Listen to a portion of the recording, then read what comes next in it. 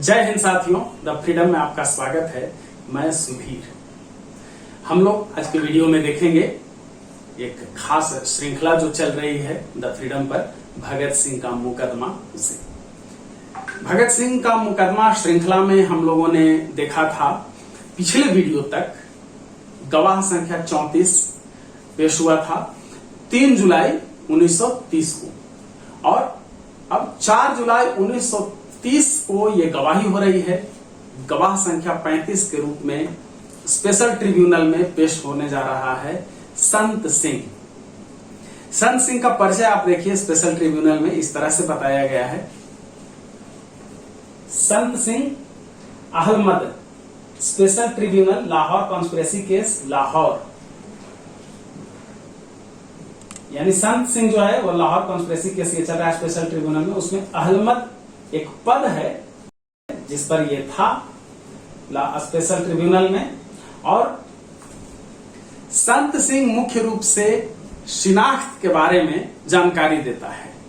संत सिंह अपने गवाही में मुख्य रूप से उन 4 गद्दार क्रांतिकारियों की गवाही के बारे में बताता है, शिनाख्त के बारे में बताता है जो क्रांतिकारी थे लेकिन गद्दार हो गए थे। और उन 4 गद्दारों ने जिन लोगों की शिनाख्त की थी, जिन क्रांतिकारियों की शिनाख्त की थी, उनके बारे में अपने बयान में बताता है अदालत को, स्पेशल ट्रिब्यूनल को। ये पूरी गवाही बस सिर्फ इतनी ही है। आप देख लीजिए कि क्या उसके बारे में कैसे कहा गया है। आप देख लीजिए जो प्रोसीडिंग बुक में दर्ज है उसमें बताया गया है। सबसे पहले फणींद्रनाथ घोष ने जो जिन क्रांतिकारियों की शिनाख्त की है उनके बारे में लिखता है।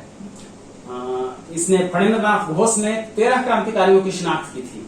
JN सान्याल यानी जतेंद्रनाथ सान्याल, कमलनाथ तिवारी, शिव वर्मा, विजय कुमार सिन्हा, प्रताप उर्फ कुंदन लाल, भगत सिंह, सुखदेव, SN पांडे यानी सुरेंद्रनाथ पांडे, जयदेव, अजय कुमार घोष, डॉक्टर निगम उर्फ गया प्रसाद, शिवराम राजगुरु उर्फ एम, और 13वां नंबर है BK दत्त का।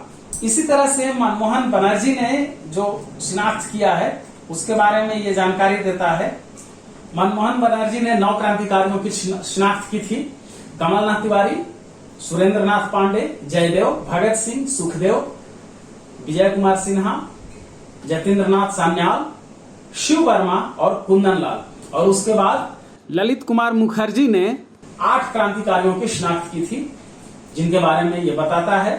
अजय कुमार घोष, BK सिन्हा यानी विजय कुमार सिन्हा, SN पांडे यानी सुरेंद्रनाथ पांडे, भगत सिंह, शिवराम राजगुरु उर्फ एम, शिव वर्मा, सुखदेव उर्फ विलेजर, और 8वां नाम है JN सान्याल यानी जतेंद्रनाथ सान्याल। इसके बाद हंसराज बोहरा ने जिन क्रांतिकारियों की शिनाख्त की थी उनके बारे में ये संत सिंह बताता है। सुखदेव, भगत सिंह, आज्ञाराम, किशोरीलाल, महावीर सिंह, राजगुरु, देशराज, प्रेमदत्त, BK सिन्हा। इस तरह से ये उन लोगों के बारे में बताता है जिन्हें सरकारी गवाहों ने, मुख्य रूप से जो क्रांतिकारी मुखबिर हो गए थे, सरकारी गवाह बन गए थे, उन लोगों ने जो बताया था उनके बारे में ये शिनाख्त के बारे में बताता है और इसकी गवाही खत्म हो जाती है। ये आप देख रहे हैं कि 4 जुलाई 1930 को ये गवाही चल रही है। 4 जुलाई की गवाही बस इतनी ही थी। एक ही आदमी की सिर्फ गवाही हुई है, संत सिंह की, जो अहमद था स्पेशल ट्रिब्यूनल में। इसके बाद 5 जुलाई की गवाही शुरू हो रही है। ध्यान रहे कि ये स्पेशल ट्रिब्यूनल तब चल रहा है जब कोई भी क्रांतिकारी, कोई भी अभियुक्त मौजूद नहीं है अदालत में। क्रांतिकारियों ने बहिष्कार कर रखा है अदालत का, और अदालत में एक तरफा सुनवाई हो रही है। तीनों जज मौजूद हैं और सरकारी वकील मौजूद हैं। जो इस मुकदमे के लिए एक पुलिस इंस्पेक्टर की नियुक्ति हुई थी वो मौजूद है, और गवाह बारी बारी से बुलाए जा रहे हैं। गवाह अपनी बात कह करके जा रहे हैं। मतलब जैसे ड्रामा होता है, एक नाटक होता है, उस तरह से ये अदालत चल रही है। यहाँ दूसरा पक्ष बिल्कुल है ही नहीं। न तो क्रांतिकारी है, न उनका कोई अभियुक्त है, न उनके कोई परिजन है, न उनकी तरफ से कोई बात कुछ कहने सुनने वाला है। तो इस तरह से ये अब हम लोग आते हैं 5 जुलाई 1930 की गवाही शुरू होती है। गवाह संख्या 36। गवाह का नाम है मोहम्मद इब्राहिम, जो कांस्टेबल नंबर 520 है। लाहौर में इसकी नियुक्ति थी, और ये भी चश्मदीद गवाह है जब सैंडर्स का मर्डर होता है। हम लोगों ने अब्दुल्ला का जो बयान देखा था, लगभग उतना ही लंबा चौड़ा पूरा बयान विस्तृत है और उन्हीं बातों का दोहराव है, इसलिए हम लोग इसकी गवाही को नहीं फिर से दोहराएंगे। आप देख लीजिए, जो अब्दुल्ला ने कहा था लगभग उसी तरह से ये भी कहता है कि वहां पर हमने वो चीजें देखी। और इसके बाद हम लोग चलते हैं अगले गवाह की तरफ। अगले गवाह का नाम है हाजी अहमद। हाजी अहमद के परिचय के रूप में लिखा हुआ है senior assistant establishment branch of the office of inspector general of civil hospital Punjab Lahore. Lahore में सिविल हॉस्पिटल में आईजी का ऑफिस एक है, वहां सीनियर असिस्टेंट है हाजी अहमद। इसने सैंडर्स के पोस्टमार्टम को लेकर के अपना बयान दिया है। इसके बयान में कुछ खास है नहीं। हाजी अहमद अपने बयान में बताता है कि सैंडर्स का पोस्टमार्टम वहां हुआ था। हाजी अहमद सिर्फ एक औपचारिक सा बयान देता है। इसके बयान में कुछ वैसा भी खास कुछ भी नहीं है जिसे कहा जा सके, जिसकी चर्चा हो सके। और उसके बाद गवाह संख्या 38 का बयान होता है। लेफ्टिनेंट कर्नल है, नाम है JGG Swan, CIE IMS civil surgeon Lahore. ये गवाह संख्या 38 जो सिविल सर्जन है स्वान, ये पूरी तरह से जो सैंडर्स का पोस्टमार्टम हुआ है उसके बारे में विस्तृत रिपोर्ट देता है और बताता है कि घाव कैसा था, किस तरह से वो गोली लगी हुई थी। और ये दिलचस्प ये है कि सैंडर्स के पोस्टमार्टम में इसने एक भी जिक्र ऐसा नहीं किया है कि सिर पर गोली का जख्म है। मतलब इसने कहा था कि सिर पर गोली का कोई भी सिर पर किसी भी तरह के जख्म का निशान नहीं था। जबकि आमतौर पर हम लोग ये जानते हैं कि जो सबसे पहली गोली जो राजगुरु ने चलाई थी वो सैंडर्स के सिर में गोली मारी थी। लेकिन ये गजब का है कि ये सिविल सर्जन का ही बयान है जिसने पोस्टमार्टम किया। वो कह रहा है कि सिर पर किसी भी तरह का जख्म का निशान नहीं था। जबकि राजगुरु या भगत सिंह या आपस में बात करने वालों ने या बाद में जयगोपाल ने जो गवाही दी है, सब में ये जिक्र है कि पहली गोली जो राजगुरु ने मारी थी सैंडर्स को, उसके सिर पर गोली मारी थी। और फिर बाद में भगत सिंह ने उसके पास जाकर के अपनी पूरी रिवाल्वर खाली कर दी थी। पूरा जितने भी रिवाल्वर में गोलियां थी सारी गोलियां मार दी थी सैंडर्स को। तो ये पोस्टमार्टम को लेकर के बयान देता है।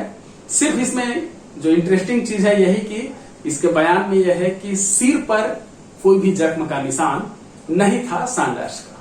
इसके बाद गवाही होती है गवाह संख्या 39 की, doctor AE Matthew, IMD assistant to the civil surgeon Lahore.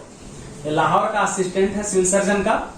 याद रखिए अभी 5 जुलाई 1930 को ही ये गवाही चल रही है और ये चरण सिंह के पोस्टमार्टम रिपोर्ट के बारे में गवाही देता है। वो बताता है मैथ्यू जो सिविल सर्जन का सहायक है, चरण सिंह को एकमात्र गोली उसकी दाहिनी जांघ पर लगी थी और उसकी मृत्यु केवल खून के अधिक बहाव के कारण हुई थी। जैसा कि गवाह संख्या 34 अब्दुल्ला, जो कि कार ड्राइवर जिसका हम लोग बयान पहले देख चुके हैं पिछले वीडियो में, ने बताया है कि हालांकि सैंडर्स मोटर कार में डालने से पहले ही मर चुका था और ठीक उसी समय चरण सिंह सड़क पर लेटा था। कुछ अज्ञात व्यक्ति उसको नजदीक डिस्पेंसरी में ले गए थे। द फ्रीडम के दर्शकों के लिए विशेष तौर पर ये हमने तलाशा है चरण सिंह की पोस्टमार्टम रिपोर्ट जो अदालत में पेश की गई थी। आप अपने स्क्रीन पर देख सकते हैं। इसमें उसका नाम लिखा हुआ है चरण सिंह का। चरण सिंह, पिता का नाम स्पष्ट नहीं है, कोई सिंह करके लिखा हुआ है और बाकी सब कुछ उसके बारे में दर्ज है। आप देखिए इस पोस्टमार्टम रिपोर्ट को। और इसमें इंटरेस्टिंग अलग से चीज यही है, पिछले वीडियो में भी हमने कहा था कि चरण सिंह को पोस्टमार्टम रिपोर्ट में ही बताया जा रहा है कि जांघ में गोली लगी थी और जांघ में जो गोली लगी थी अगर उसको समय पर हॉस्पिटल ले जाया जाता तो उसकी जान बच जाती। लेकिन जो जितने भी पुलिस अधिकारी थे, जितना भी वो तामझाम था पुलिस का, वो सब केवल सैंडर्स को बचाने में लगा रहा। हालांकि सैंडर्स मर चुका था ये घटनास्थल पर, जैसा कि अब्दुल्ला ने भी कहा है, लेकिन उसके लिए लगे रहे। ये बेचारा तड़पते रहा, खून बहता जा रहा था, किसी ने इसको फर्स्ट एड तक नहीं दिया, किसी ने इसके जख्मों पर पट्टी तक नहीं बांधी कि खून रुके। और खून बहने से, लगातार खून बहते रहने के कारण चरण सिंह मर जाता है। ये भी देख लीजिए कि एक अंग्रेज अधिकारी और एक भारतीय सिपाही के बीच कितना फर्क था। चरण सिंह के गोली लगने की कहानी आप लोग जानते होंगे कि जब सैंडर्स को मार करके भगत सिंह और राजगुरु भाग रहे थे तो उनकी रक्षा की जिम्मेदारी थी चंद्रशेखर आजाद पर। चंद्रशेखर आजाद कहते हैं कि रुक जाओ, चेतावनी भी देते हैं, लेकिन ये चरण सिंह दौड़ता चला जाता है, नहीं रुकता है। तो फिर विवश होकर के चंद्रशेखर आजाद उसके पैर में गोली मारते हैं ताकि वो रुक जाए, पीछा नहीं करे और उसकी जान भी नहीं जाए। लेकिन इसको बचाने की कोई कोशिश नहीं होती है और पोस्टमार्टम रिपोर्ट में यहाँ पर ये डॉक्टर भी बता रहा है कि उसकी मौत हुई है अत्यधिक खून बहने के कारण। तो एक तो ये चीज है कि उसको बचाने की कोशिश नहीं की गई। दूसरा इंटरेस्टिंग चीज ये है कि जहां गोली लगी थी चरण सिंह को, चंद्रशेखर आजाद ने गोली मारी थी। एक संयोग ये भी है कि नॉट पावर ने जब चंद्रशेखर आजाद को गोली मारी थी, चंद्रशेखर आजाद को भी जांघ में लगभग वही गोली लगी थी जहां चरण सिंह को चंद्रशेखर आजाद ने गोली मारी थी। ये एक अजीब संयोग है और इस तरह से इसका बयान खत्म होता है। इसके बाद 5 जुलाई को ही गवाह संख्या 40 का बयान होता है। गवाह संख्या 40 का नाम प्रोसीडिंग बुक में दर्ज है डॉक्टर W.K. कुंबज, MRCS इंग्लैंड, ये सर्टिफिकेट उसका बताया गया है, और assistant to the civil surgeon.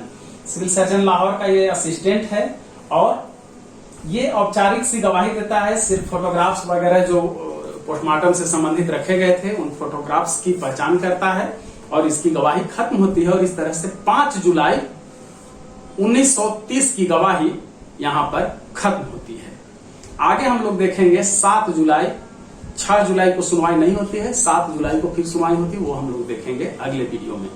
हमारे साथ बने रहने के लिए अगर आप तक अपने चैनल को सब्सक्राइब नहीं किया है तो चैनल को सब्सक्राइब कीजिए। अगर आपने चैनल को सब्सक्राइब किया है तो अपने दोस्तों को बताइए कि एक क्रांतिकारियों से संबंधित जानकारी साझा करने वाला चैनल है। अगर उन्हें रुचि है तो वो इस चैनल पर आए। वीडियो कैसा लगा ये लाइक डिसलाइक करके आप हमें बताइए, कमेंट करके भी आप अपनी भावना को बता सकते हैं। फिर मिलेंगे साथियों अगले वीडियो में। धन्यवाद। जय हिंद। इनकलाब जिंदाबाद।